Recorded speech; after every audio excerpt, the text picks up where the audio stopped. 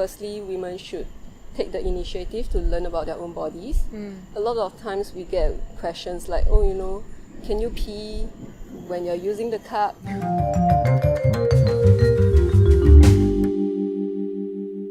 Hey Tribe, Stephanie Dixon here for Green is the New Black TV, your guide to conscious living in Asia. Today we are in the beautiful botanical gardens in Singapore and speaking with Angie, the founder of Live Love Luna. Thank you so much for joining us. So tell us a little bit about your journey and how you really got into looking at how you could be more sustainable with your period. For me, I started using menstrual cups when I was younger, so about 17 years old, and at that time there weren't really anyone talking about reusable menstrual products or even just alternatives to disposables like pads and tampons.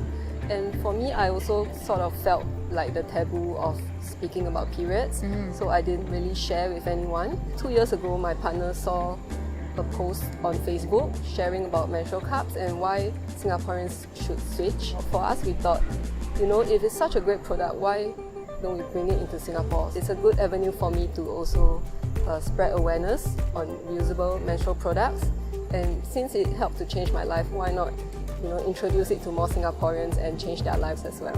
Yeah, which I think is so amazing. And so tell us a little bit more about Live Love Luna, so what you guys do and really what your mission is. For us, I guess the mission is to sort of build awareness in Singapore, start getting people to think about the amount of waste that they create when they are having their periods, because it's something that we don't usually think about. We just throw away our pads and tampons. For us, we bring in all these products and we bring in a variety of brands, people who have different needs, to be able to meet their needs through the different products.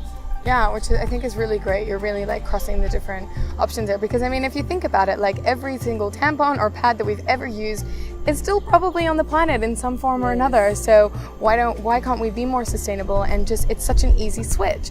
But I think part of the big problem is that this topic still has a lot of taboo around it, it's still quite shameful and awkward for people to speak about. So how do you think we can actually remove the shame and the awkwardness around it, really? The most important thing would be education, not just for women but also for men, because a lot of times people don't really know what's happening, like why we have periods, or even where does it come from and stuff like that. And I guess because it's so shrouded in mystery, so people sort of they will shame you for it. Like in other countries which are less developed, they will banish the women into huts when they have their periods, because they don't know why this happens. Like they think it's like a punishment from God or something dirty, but it's not. Education will really help in terms of breaking the taboo.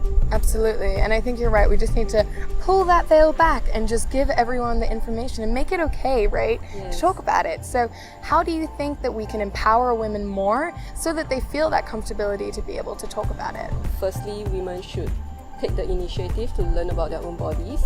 A lot of times we get questions like, can you pee when you're using the cup? And these kind of things coming from even people who have given birth.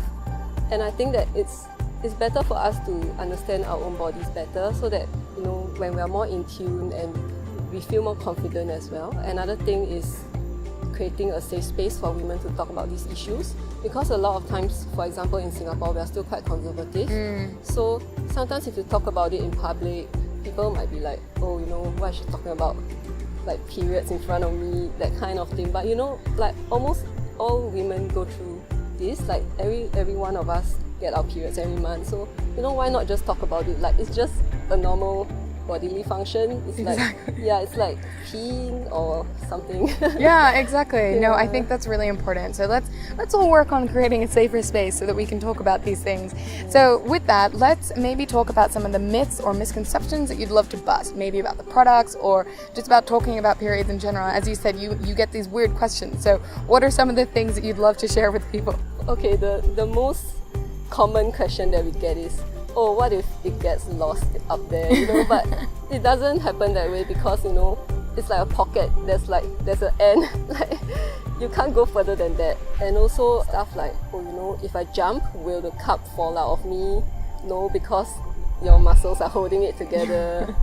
And things like, does the blood flow back in when I'm sleeping? No, it doesn't, because the cervix, it's actually as small as a ear piercing. So Wow. yes, so the blood cannot go back up your body. I didn't even know that. That's so interesting. That's tiny. Yeah. Okay, great. Well, that was some great myth busting. Thank you. So we really like to talk about little green steps that people can take so that they could be more conscious with their period. So how can our audience get started? The easiest way would be maybe thinking about switching to cloth. Cloth pads, even just one, will make a difference. Like, you know, if you're not sure if this is for you, maybe you can try using cloth panty liners, because, you know, it's maybe you are grossed out by the blood or you're not so used to it yet. You can just use panty liners instead of, you know, the disposable ones for discharge, or you can try period panties for when you have light flow. So it's not such a huge drastic change at once. Yeah, but you can just sort of see whether this is for you. It's a step forward. Yeah. Absolutely. And as a menstrual cup user, I would highly recommend it. They are really, really great, and I feel wonderful once you get over the initial change, because it is an adjustment. And once you get over that adjustment, I think it's really great because you're reducing your waste, and it just feels much better not having all those chemicals inside, right? Yes. Great. Well, what would Mother Nature say if she could speak right now? Every little step counts. Absolutely. Love that. Well, thank you so much, Angie, for joining us and for sharing everything. And let's have more discussion on these topics. Well, also, thank you for watching. I hope you learned something today so that you can live more consciously tomorrow.